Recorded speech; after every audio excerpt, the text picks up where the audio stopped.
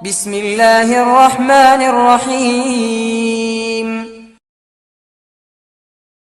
السلام عليكم ورحمة الله وبركاته. بسم الله والحمد لله والصلاة والسلام على أشرف رسول الله وعلى آله الفائزين برضا الله أما بعد.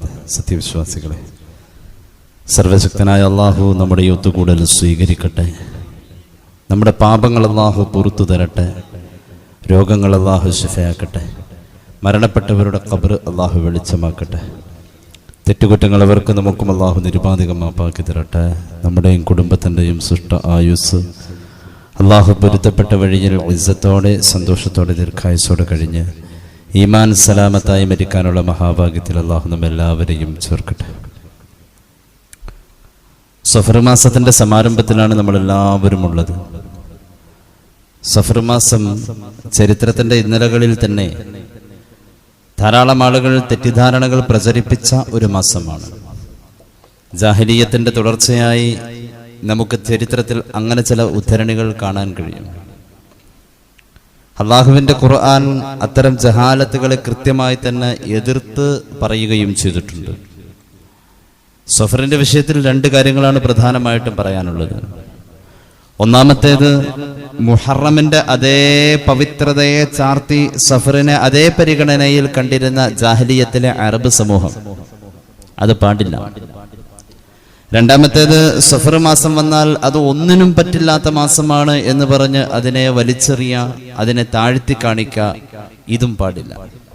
ഇതിന്റെ രണ്ടിന്റെയും ഇടയിലുള്ള ഒരു നിലപാടാണ് അള്ളാഹുവിന്റെ ഹബീബ് സല്ലല്ലാഹു അലൈഹി വസല്ലമ തങ്ങൾ നമുക്ക് പഠിപ്പിച്ചത്. അതായത് സഫർ മാസം ഒരു സാധാരണ മാസമാണ്. അള്ളാഹുവിന്റെ ഖുർആൻ സൂറത്ത് തൗബയുടെ ആയത്തുകൾ സഫറിനെ മുഹറത്തോട് വെച്ച് കെട്ടി, മുഹറത്തിന്റെ അതേ മഹത്വത്തെ സ്വന്തം താല്പര്യങ്ങൾക്ക് വേണ്ടി സഫറിൽ തേച്ചു പിടിപ്പിച്ച വെച്ച് കെട്ടിയ ഒരു സമൂഹത്തെ നിശ്ചിതമായി നിരൂപിച്ചുകൊണ്ട് തന്നെയാണ് ഖുർആൻ പറഞ്ഞിട്ടുള്ളത്. സൂറത്ത് തൗബയുടെ ആയത്തുകൾ, ഇന്ന ഉദ്ദത ശുഹൂർ عند الله 12 شهرا في كتاب الله يوم خلق السماوات والأرض منها 4 حرم ذلك الدين القيم. ذلك الدين القيم എന്ന പ്രയോഗം പ്രപഞ്ചം പടച്ച അന്ന് മുതൽക്ക് ഒരു വർഷം 12 മാസം എന്ന കണക്കിൽ അള്ളാഹുവിന്റെ അടുക്കൽ സമയ സംവിധാനത്തെ അവൻ സ്ഥിരപ്പെടുത്തി കഴിഞ്ഞു. അതിൽ 4 മാസം പവിത്രം, മിൻഹാ 4 ഹുറും. ആ 4 മാസം യഥാക്രമം മുഹറം, യഥാക്രമം റജബ്, ദുൽഖഅദ, ദുൽഹിജ്ജ, മുഹറം, ഇങ്ങനെ 4 മാസം. ദാലിക ദീനുൽ ഖയ്യിം, ഇതാണ് ശരിയായ ദീൻ എന്ന് പറയുകയാണ് ഖുർആൻ. അതിനർത്ഥം ഈ 4 അല്ലാത്ത 5-ാമത്തെ ഒന്നിനെ ഈ 4ഓട് ചേർക്കുന്ന ഒരു സമൂഹമായിരുന്നു ഈ ആയത്തിറങ്ങുന്ന പശ്ചാത്തലത്തിൽ മക്കയിലും പരിസരത്തുമൊക്കെ ഉണ്ടായിരുന്നത്. അങ്ങനെയെങ്കിൽ അമിതമായി ആദരവ് വെച്ച് പിടിപ്പിക്കാനോ, എന്നാൽ സഫർ മാസം വന്നു കഴിഞ്ഞാൽ സഫർ പ്രയാസങ്ങളുടെയും ഇടങ്ങേറുകളുടെയും മാസമാണെന്ന് പറഞ്ഞ് അതിനെ താഴ്ത്തിക്കെട്ടാനോ പറ്റില്ല. ഇതിന്റെ ഇടയിൽ ഒരു നിലപാടുണ്ടല്ലോ, അതൊരു സാധാരണ പീരീഡാണ് എന്നത്. അവിടെയാണ് അഷ്റഫുൽ ഖൽഖ് ത്വാഹ റസൂലുള്ളാഹി സ്വല്ലല്ലാഹു അലൈഹി വസല്ലം നമ്മെ മതം പഠിപ്പിച്ചത്. അല്ലാഹു തൗഫീഖ് നൽകി അനുഗ്രഹിക്കട്ടെ. പരിശുദ്ധമായ ഖുർആൻ കൃത്യമായി തന്നെ പറഞ്ഞു, ഇന്നമൻ നസീഉ സിയാദത്തുൻ ഫിൽ കുഫർ. നസീഉ എന്നത്, അന്നസീഉ, അത് കുഫറിലുള്ള വർധനവാണ് എന്ന് പറഞ്ഞു. അല്ലാഹു സഫർ മാസത്തെ മുഹറം പോലെ കാണല്ലേ എന്ന് കൃത്യമായ വിവരം കൊടുത്തതിന് ശേഷം പിന്നെയും അത് ഖുർആനിക തത്വങ്ങൾക്കെതിരായി ചെയ്യുക, ആ സ്വഭാവം കുഫറിലെ വർധനവാണെന്ന് വീണ്ടും ആയത്ത് പറയുന്നു. സൂറത്ത് തൗബയുടെ 37-ാമത്തെ ആയത്ത്. നസീഉ എന്ന് പറഞ്ഞാൽ ഐ തഅഖീറുൽ ഹുർമത്തി ശഹ്രിൻ ഇലാ ആഖർ കമാ കാനത്തിൽ ജാഹിലിയത്തു തഫഅലുഹു മിൻ തഅഖീരി ഹുർമത്തിൽ മുഹറം ഇദാ ഹല്ല വഹും ഫിൽ ഖിതാൽ ഇലാ സഫർ. നേരത്തെ പറഞ്ഞ പോലെ തന്നെ സഫറിലേക്ക് മുഹറമിനെ ഇങ്ങനെ ചേർക്കും. അത് ജാഹിലിയത്തിലായിരുന്നു, അതും പാടില്ല.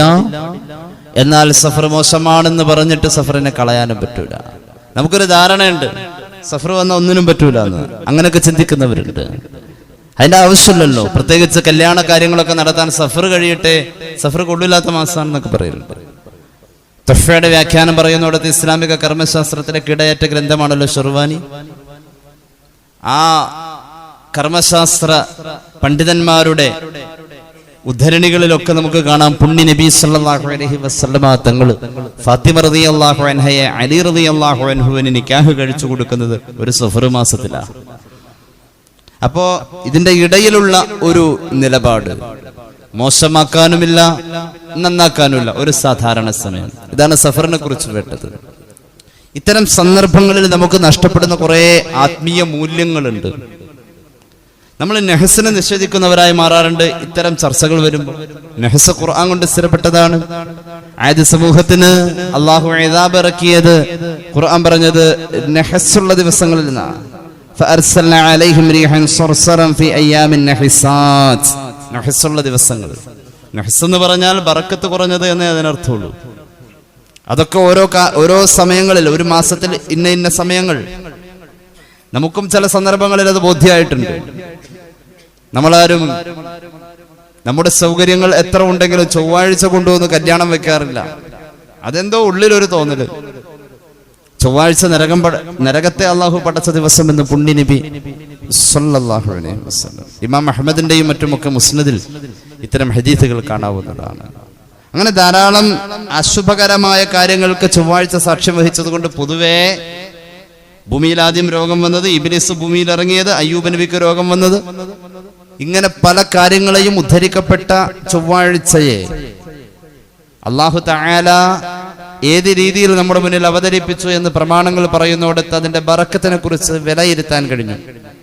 അത്തരം സന്ദർഭങ്ങളിൽ നമ്മെ സംബന്ധിച്ചിടത്തോളം നമ്മൾ ബറക്കത്തിന്റെ കാര്യത്തിലുള്ള നിലപാട് എന്ത് പറഞ്ഞു അവിടെ ഉപയോഗിച്ചൊരു വാക്കാണ് നഹ്സ് എന്നത്.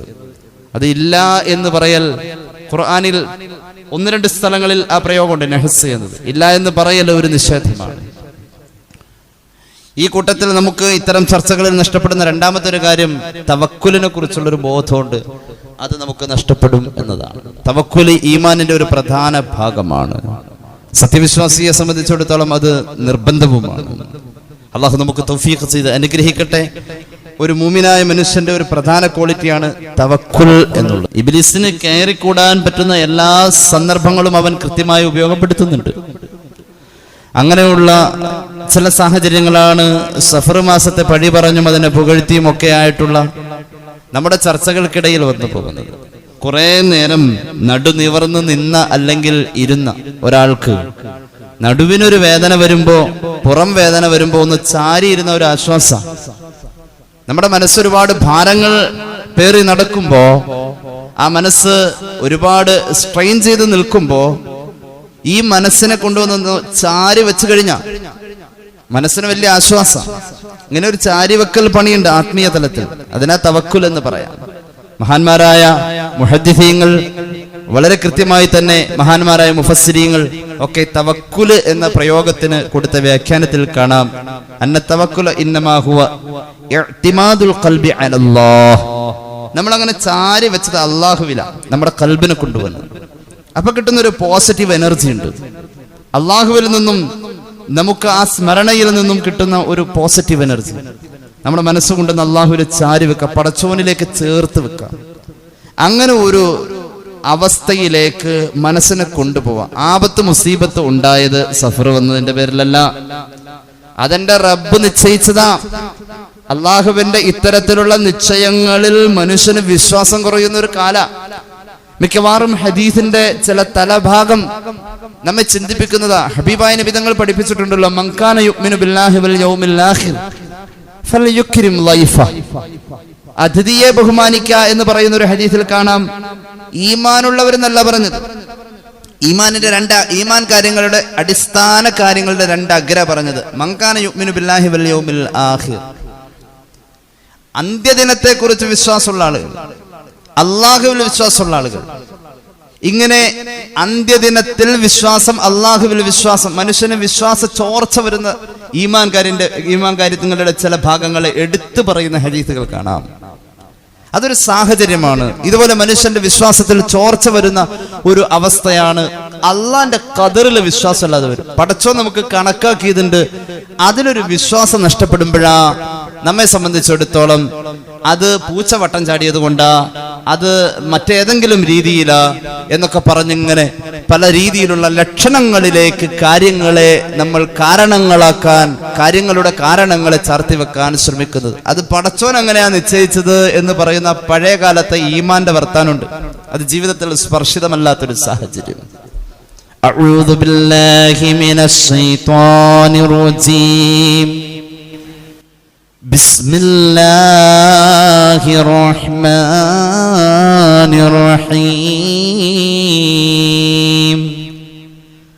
വമൻ യത്തഖില്ലാഹ യജ്അൽ ലഹു മഖ്റജാ വയർസുഖുഹു മിൻ ഹൈസു ലാ യഹ്തസിബ് വമൻ യതവക്കൽ അലല്ലാഹി ഫഹുവ ഹസ്ബുഹു ഇന്നല്ലാഹ ബാലിഗു അംരിഹി ഖദ് ജഅലല്ലാഹു ലികുല്ലി ശൈഇൻ ഖദ്റാ. മനോഹരമായ ആശയമാണ് ഈ ആയത്ത് പറയുന്നത്. അള്ളാഹനെ സൂക്ഷിച്ച് പടച്ചോൻ എന്ന വിചാരത്തോടു കൂടെ ജീവിക്കുന്ന ആളാണോ, എന്നാൽ അവന്റെ മുന്നിൽ അല്ലാഹു വിശാലത നൽകുമെന്ന് ഖുർആൻ. അല്ലാഹു തൗഫീഖ് നൽകട്ടെ.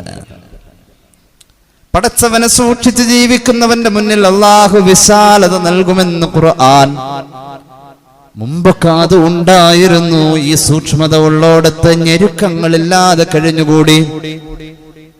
ഞെറ്റി ചുളുങ്ങിയ മനുഷ്യമുഖങ്ങളാ ഇന്ന് കാണാ. എന്താ? അവന്റെ മനോമുഖരം ആലോചനയിലാ, ടെൻഷനിലാ. ചിരിവിടർന്ന ചുണ്ടുകളാ ഇന്നലെ കാണാ. ദാരിദ്ര്യമാണെങ്കിലും ഒട്ടിയ വയറിൽ മുണ്ടു മുറുക്കി ഉടുത്ത ഉപ്പയും നന്നായി ചിരിച്ചിരുന്നു. ഈ രണ്ട് യുഗങ്ങളുടെ മനുഷ്യ പ്രകൃതത്തിൽ വന്ന മാറ്റങ്ങൾ. ആദ്യത്തേത് തഖ്വയുള്ളവരാ, അവർക്ക് ജീവിതത്തിന്റെ വിശാലത അല്ലാഹു കൊടുത്തു. രണ്ടാമത്തേത് തഖ്വ കുറവാ. തഖ്വ എന്ന് പറഞ്ഞാൽ അമലിയിലല്ല. ഇനി കേട്ടോളൂ. വയർസുഖുഹു മിൻ ഹൈസു ലാ യഹ്തസിബ്. വിചാരിക്കാത്തോടത്ത് നിന്നും ആവശ്യമായതൊക്കെ അല്ലാഹു അവന്റെ മുന്നിലെത്തിക്കും. അള്ളാഹനെ സൂക്ഷിച്ചാൽ മതി, പടച്ചോനെ പേടിച്ചാൽ മതി. അല്ലാഹു തൗഫീഖ് നൽകട്ടെ. ഇനി കേട്ടോളൂ ഈ ആയത്തിന്റെ തുടർച്ച. സഫർ വന്നതിന്റെ പേരിൽ, അല്ലെങ്കിലോ പൂച്ച വട്ടം ചാടിയതിന്റെ പേരിൽ, അല്ലെങ്കിൽ കാലം കോഴി കൂവിയതിന്റെ പേരിൽ, ഇങ്ങനൊക്കെ പലതും പറയലുണ്ട്. ഇതൊന്നുമല്ല നമ്മുടെ വിശ്വാസം. വമൻ യതവക്കൽ അലല്ലാഹി ഫഹുവ ഹസ്ബു. അല്ലാഹുവിൽ ഏൽപ്പിച്ചോ, അല്ലാഹ് മതി അവന്. ചാരി വെച്ചോ, ഖൽബ് മനസ്സ് അല്ലാഹുവിൽ ചാരി വെച്ചോ, അല്ലാഹു മതി അവന്, വേറെ ഒന്നും വേണ്ട. ഒരുത്തനെ പിടിക്കുമ്പോ കരുത്തനെ പിടിക്കാം. തുറന്നു പറയാൻ, എവിടെയും എന്തും തുറന്നു പറയാൻ പറ്റുന്ന ഒരു സൃഷ്ടിയുടെ ഏക ബന്ധം അല്ലാഹുവിൽ മാത്രം. അല്ലാതെ എവിടെ എന്റെ എല്ലാ കാര്യം എന്റെ ഭാര്യക്ക് അറിയാവുന്ന ഒരു ഭർത്താവിനും പറയാൻ കഴിയില്ല. എല്ലാം അല്ല, കുറച്ചൊക്കെ ഇങ്ങനെ ഹൈഡ് ചെയ്ത് വെച്ചിട്ടുണ്ട്. എല്ലാം എവിടെയും പറയാൻ പറ്റുന്ന ഏറ്റവും വലിയ സുഹൃത്ത് അല്ലാഹുവോട് തവക്കുല്. അങ്ങനെ വരുമ്പോ നമ്മുടെ മനസ്സിന് പ്രയാസങ്ങളില്ല. അങ്ങനെ വരുമ്പോൾ സഫറിനെ കുറ്റപ്പെടുത്തലില്ല. ഹബീബായ മുഹമ്മദ് മുസ്തഫ സല്ലല്ലാഹു അലൈഹി വസല്ലമ തങ്ങൾ തന്നെ പഠിപ്പിച്ചിട്ടുണ്ടല്ലോ. സ്വഹീഹ് മുസ്ലിമിൽ ഒരു ഹദീസ് കാണാം. പുണ്യ നബി തങ്ങൾ പറയുകയാണ്, ലാ അദ്വ വലാ സഫറ വലാ ഹമ. സഫർ മാസം വന്നാൽ ആപത്ത് മുസീബത്തുകൾ ഉണ്ടാവും എന്ന ഒരു പ്രയോഗമേ വേണ്ട. സയ്യിദുനാ റസൂലുള്ളാഹി ഹദീസിന്റെ വ്യാഖ്യാനത്തിൽ മഹാനായ ഖാദി ഇയാദ് തങ്ങൾ പറഞ്ഞതായി മിർഖാത്തിൽ കാണാം. ഹദീസ് മിഷ്കാത്തിലുമുണ്ട്. സഫർ ഫിത്നകളുടെ മാസമാണെന്ന് പറഞ്ഞ ആളുകളുണ്ട്. അതും വേണ്ട. സഫർ മാസം വന്നാൽ മുഹറമിന്റെ പവിത്രത പോലെ, മുഹറമിന് ഖുർആൻ കൊണ്ട് സ്ഥിരപ്പെട്ട ഒരു പവിത്രതയുണ്ട്. മിൻഹാ അർബഅത്തുൻ ഹുറും. അത് സഫറിലേക്ക് വെച്ചു കൊടുത്ത ജാഹിലിയത്തിൽ അറബിയുണ്ട്. അതും പാടില്ല. പിന്നെ ഹബീബ് പറഞ്ഞല്ലോ, രോഗപ്പകർച്ച, രോഗങ്ങൾക്ക് സ്വയം പകരാൻ കഴിയുന്നു. കൊറോണ വൈറസ് അത് സ്വന്തം അല്ല, അള്ളാന്റെ നിശ്ചയം കൊണ്ട് അങ്ങോട്ട് ഉൾക്കൊള്ളാൻ കഴിയണില്ലല്ലോ. ചില സന്ദർഭങ്ങളിൽ വലിയ സമ്പർക്കമൊക്കെ ഉണ്ടായിരുന്നു എന്ന്, പക്ഷേ സമ്പർക്കം കൂടിയ ആൾക്ക് കിട്ടിയതുമില്ല, സമ്പർക്കം ഇല്ലാത്തോടത്ത് പകരം ചെയ്തു. വിശ്വസിച്ചോളൂ, അള്ളാന്റെ ഖുദ്റത്ത് ഇടപെടാതെ രോഗപ്പകർച്ചയിൽ നിന്ന് സയ്യിദുനാ റസൂലുള്ളാഹി വലാ ഹാമ. കാലൻ കോഴി കൂവലില്ല. കാലൻ കോഴി കൂവിയതിന്റെ പേരിൽ ഒരു പ്രശ്നം ഇവിടെ ഉണ്ടായിട്ടില്ല. ചില അറബികൾ ധരിച്ചിരുന്നു മനുഷ്യന്റെ വയറ്റിൽ ഒരു പുഴുണ്ട്, ആ പുഴുവിന്റെ പേര് സഫർ എന്ന, അത് സഫർ മാസം വരുമ്പോൾ അപകടമുണ്ടാക്കും, അങ്ങനെ വിചാരിച്ചിരുന്നവരുണ്ട്. നമ്മളിപ്പോ ആദ്യമായിട്ടായിരിക്കും അത് കേൾക്കുക. ഇനിയിപ്പോ അത് വിചാരിക്കാൻ പോകണ്ട, അതില്ലാന്ന് റസൂൽ പറഞ്ഞു. കാലത്തെ പഴി പറയാ, ലക്ഷണത്തെ പഴി പറയാ. ഒന്നാം തീയതി ആയിരുന്നു അവരിവിടെ വന്നത് കൊണ്ടാ അങ്ങനെ പറ്റിയത്. വേണ്ട, അള്ളാഹുവിന്റെ ഖദറിൽ ഒരു വിശ്വാസമുണ്ട്. ആ വിശ്വാസം നമുക്ക് നിർബന്ധമാ. ഖുൽ യുസീബനാ ഇല്ലാ മാ കതബല്ലാഹു ലനാ ഹുവ മൗലാനാ. മുഅ്മിനീങ്ങൾ പറയും, ഞങ്ങൾക്ക് വന്ന മുസീബത്ത് ഇല്ലാ മാ കതബല്ലാഹു ലനാ, അല്ലാഹ് ഞങ്ങൾക്ക് കണക്കാക്കിയതാ വന്നത്. അള്ളാന്റെ ഒരു കണക്കുണ്ട്. അവൻ അവിടെ ഖദറാക്കി വെച്ചത് ഇന്ന് സംഭവിച്ചത് അതവിടെ നേരത്തെ ഖദറാക്കിയതാ. മദ്രസയിലെ അഖീദയുടെ പുസ്തകത്തിലൊക്കെ പഠിച്ചു, കരിയില വീണത് അള്ളാഹ് അന്ന് ഖദറാക്കിയതാ ഇന്ന് വീണത്. ഉറുമ്പിന്റെ കണ്ണ് ചുമ്മുന്നത് പോലും അള്ളാഹ് ഖദറാക്കിയതാ. അതിന്റെ ടൈം അത് ആ സമയത്ത് സംഭവിക്കണമെന്നത്. എന്നാലും ചോദിച്ചാൽ ചില ഖദറുകൾ അവൻ മാറ്റിത്തരും, ചില ഖദറുകൾ മാറ്റാൻ പാടില്ല. മരിക്കും, മാറൂല. എന്ന് മരിക്കും, അവൻ മാറും. കുടുംബ ബന്ധം ചേർത്തവന് ആയുസ്സിൽ വർധനവ് എന്ന് അതിന്റെ ശാസ്ത്രം പറഞ്ഞു സയ്യിദുനാ റസൂലുള്ളാഹി സ്വല്ലല്ലാഹു അലൈഹി വസല്ലം.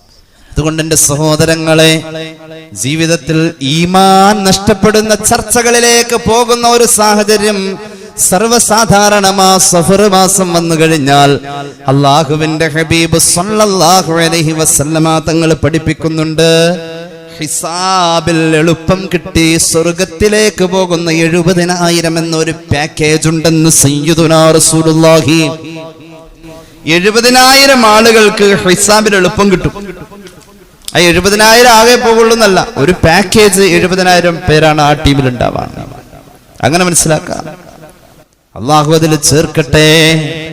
മഹാനായ ഉക്കാശ റളിയല്ലാഹു അൻഹു ഹബീബിന്റെ മുന്നിൽ എഴുന്നേറ്റ് നിന്നുകൊണ്ട്, ആ 70,000 ഞാനും ആഗ്രഹമുണ്ട് നബിയെ, ഒന്ന് ചേർക്കണേ, ദുആ ചെയ്യണേ. സയ്യിദുനാ ഉക്കാശ. നമ്മുടെ കൂട്ടത്തിലെ ചില ആളുകൾക്കുള്ള ചില സ്വഭാവങ്ങളെയാണ് ആ 70,000 സവിശേഷത പറഞ്ഞുകൊടുത്ത് മുഹമ്മദ് റസൂൽ സല്ലല്ലാഹു അലൈഹി വസല്ലം പറഞ്ഞു തന്നത്. സ്വഹീഹ് മുസ്ലിം, സ്വഹീഹുൽ ബുഖാരി അൻ ഇംറാൻ റളിയല്ലാഹു അൻഹു ഖാല റസൂലുള്ളാഹി. ഒന്നുകൂടി ഖാല റസൂലുള്ളാഹി യദ്ഖുലുൽ ജന്നത മിൻ ഉമ്മത്തി 70,000 ബിഗൈരി ഹിസാബ്. എന്റെ സമുദായത്തിൽ നിന്നും 70,000 പേർ ഹിസാബില്ലാതെ സ്വർഗത്തിൽ എന്ന് പറഞ്ഞാൽ ഹിസാബ് എളുപ്പം, ഇതിലങ്ങ് കടന്നുപോയാൽ മതി. ഹിസാബ് അവിടെ നടക്കാം. എന്തേ ഇന്ന ആളാ പൊയ്ക്കോളൂ, അങ്ങനെ കാണിക്കൂല. ചില സിഗ്നല് അല്ലെങ്കിൽ ചില ചെക്കിങ് നടക്കുന്നിടത്ത് എന്തേ ഇന്ന ആള് വിളിച്ചു പറഞ്ഞ ആളാണ്, എന്നാ പൊയ്ക്കോ. പക്ഷെ അതിലെ പാസ് ചെയ്യണം. ഹിസാബിന്റെ ഭയവിഹുലമായ അവസ്ഥ കണ്ടുകൊണ്ട് നമ്മൾ അതിലൂടെ ഹിസാബ് ലളിതമായി കടന്നു പോകും. അങ്ങനെ ഒരു 70,000 ടീം, 70,000 അങ്ങനെ 70,000 ടീം എന്റെ ഉമ്മത്തിലുണ്ടെന്ന് സയ്യിദുനാ റസൂലുള്ളാഹി. സ്വഹാബത്തിന് ജിജ്ഞാസ, ആരെന്നറിയണം. ഖാലു, ഒരുപാട് സ്വഹാബികൾ ചോദിച്ചു, വമൻഹും യാ റസൂലല്ലാഹ്, നബിയേ അവരാരാ? അവിടുന്ന് പറഞ്ഞു, ഹുമുല്ലദീന ലാ യക്തബൂൻ. പടച്ചോൻ കണക്കാക്കിയതാ ഇതെന്ന് തോന്നലില്ല. ഒരു രോഗം വന്നാൽ ഇങ്ങനെ ആശുപത്രി ഇങ്ങനെ കേറന്നെ, എന്നിട്ട് കുറ്റവും പറയും. അങ്ങനെ ഉണ്ടല്ലോ ചില ആളുകൾ, വെറും ചികിത്സ മാത്രമായി നടക്കുന്നവർ. ചികിത്സ വേണം, ചിലർ പറയും മരുന്നും വേണം, മന്ത്രവും വേണം എന്ന് പറയും. ആ ചികിത്സ വേണം എന്നതിന്റെ കൂടെ എന്റെ റബ്ബേ ഇത് നീ തന്നതല്ലേ അല്ലാ, അങ്ങനെ ഒരു തോന്നലും വേണം. അപ്പോഴാ ആ ചികിത്സക്ക് മാനസികമായ ഒരു കരുത്ത് കിട്ട. തോന്നലില്ല, മരുന്ന് മേടിക്കല് മാത്രമേ ഉള്ളൂ. എന്തിനാണ് ഹബീബ് മന്ത്രിച്ചൂതാൻ പഠിപ്പിച്ചത്? അങ്ങനെയുണ്ട്. ഒരു വേദന വരുന്നിടത്ത് ഫലക്കും നാസും അവതരിച്ചത് തന്നെ മന്ത്രിക്കാൻ വേണ്ടിയിട്ടാണ്. സഹീഹുൽ ബുഖാരി, സഹീഹ് മുസ്ലിം. ഫലഖ് നാസ് 2 അധ്യായങ്ങൾ മുഹമ്മദ് റസൂൽ സല്ലല്ലാഹു അലൈഹി വസല്ലം തങ്ങളെ സയ്യിദുനാ ജിബ്രീൽ അലൈഹിസ്സലാം ഊതിയതാ ശരീരത്തിൽ. ഖുർആൻ അതിനുള്ളതാ. ഖുർആൻ അതിനുള്ളതാ.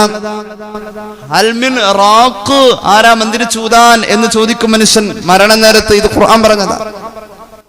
ആത്മീയമായ അഭയം തേടൽ ഒരു ചികിത്സയാ. അല്ലാഹുവോട് ദുആ ഒരു ചികിത്സയാ. ഖുർആൻ ഓതി ഊതൽ ഒരു ചികിത്സയാ.